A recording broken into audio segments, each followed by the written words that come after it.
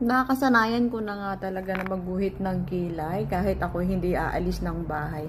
Sanay na sanay talaga ako. Kasi pag titingin ako sa salamin, kapag nakita kong manipis yung kilay ko, para bang walang kabuhay-buhay yung face.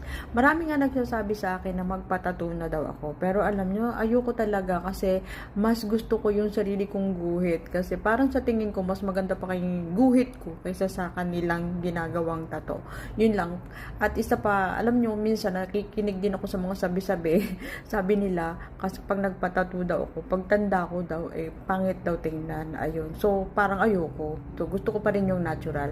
So, ganito, mag-wit-wit lang tayo, okay na. Sanay na rin naman ako. At mabilis ko na rin nagagawa, hindi kagaya ng dati na ang tagal-tagal ko talagang mag-guhit ng kulay. Dahil sanay na ako, okay na mabilis na. At ito nga, nakaligo na tayo. Galing tayo sa work today.